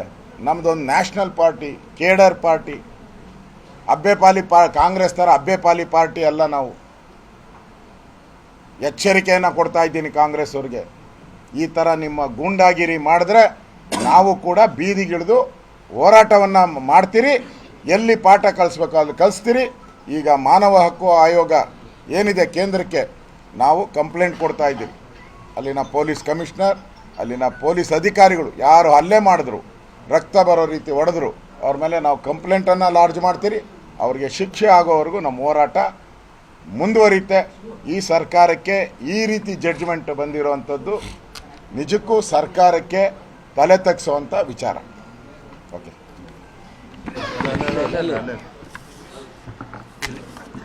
ಎಲ್ರಿಗೂ ನಮಸ್ಕಾರ.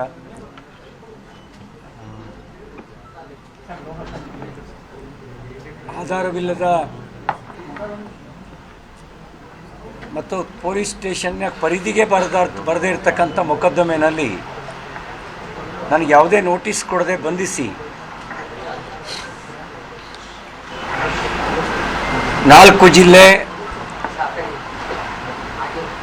50ಕ್ಕೂ ಹೆಚ್ಚು ಗ್ರಾಮಗಳು ಈ ರೀತಿ 11 ಗಂಟೆಗಳಿಗೂ ಹೆಚ್ಚು ಕಾಲ ಅಲೆದಾಡಿಸಿ ಮಾನಸಿಕವಾಗಿ ಕುಗ್ಗಿಸುವಂಥ ಪ್ರಯತ್ನವನ್ನು ಮತ್ತು ದೈಹಿಕವಾಗಿ ಹಲ್ಲೆ ಮಾಡುವಂಥ ಕೆಲಸವನ್ನು ಕಾಂಗ್ರೆಸ್ ಸರ್ಕಾರ ಪೊಲೀಸ್ ಬಲವನ್ನು ಉಪಯೋಗಿಸ್ಕೊಂಡು ಮಾಡಿತು.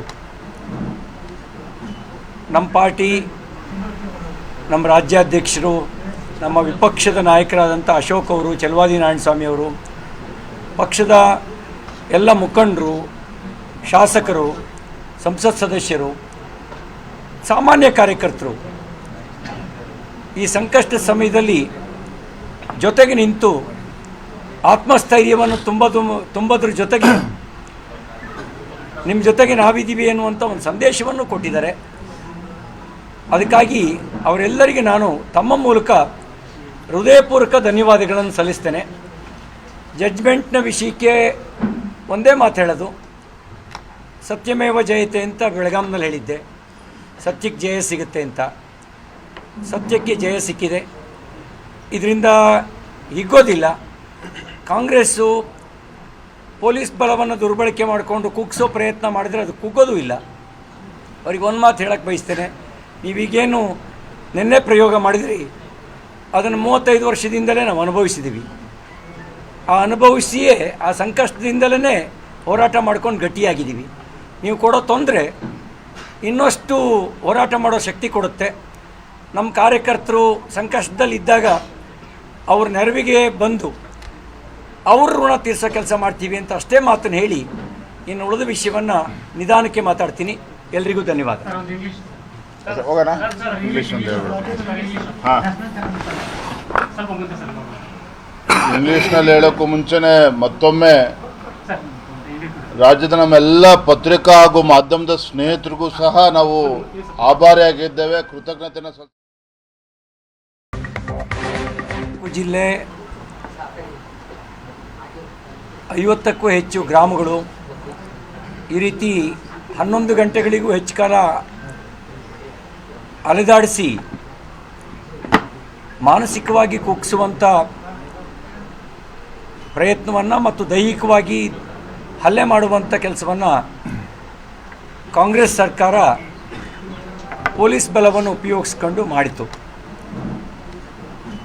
ನಮ್ಮ ಪಾರ್ಟಿ, ನಮ್ಮ ರಾಜ್ಯಾಧ್ಯಕ್ಷರು, ನಮ್ಮ ವಿಪಕ್ಷದ ನಾಯಕರಾದಂಥ ಅಶೋಕ್ ಅವರು, ಚಲವಾದಿ ನಾರಾಯಣಸ್ವಾಮಿ ಅವರು, ಪಕ್ಷದ ಎಲ್ಲ ಮುಖಂಡರು, ಶಾಸಕರು, ಸಂಸತ್ ಸದಸ್ಯರು, ಸಾಮಾನ್ಯ ಕಾರ್ಯಕರ್ತರು ಈ ಸಂಕಷ್ಟ ಸಮಯದಲ್ಲಿ ಜೊತೆಗೆ ನಿಂತು ಆತ್ಮಸ್ಥೈರ್ಯವನ್ನು ತುಂಬೋದ್ರ ಜೊತೆಗೆ ನಿಮ್ಮ ಜೊತೆಗೆ ನಾವಿದ್ದೀವಿ ಎನ್ನುವಂಥ ಒಂದು ಸಂದೇಶವನ್ನು ಕೊಟ್ಟಿದ್ದಾರೆ.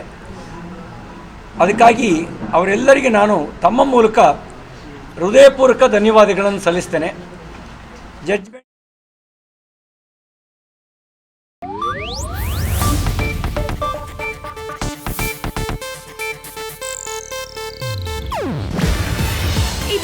ಏಷ್ಯಾನೆಟ್ ನ್ಯೂಸ್ ನೆಟ್ವರ್ಕ್ ಪ್ರಸ್ತುತಿ. ನೀವು ನೋಡ್ತಿದ್ದೀರಾ ಏಷ್ಯಾನೆಟ್ ಸುವರ್ಣ ನ್ಯೂಸ್.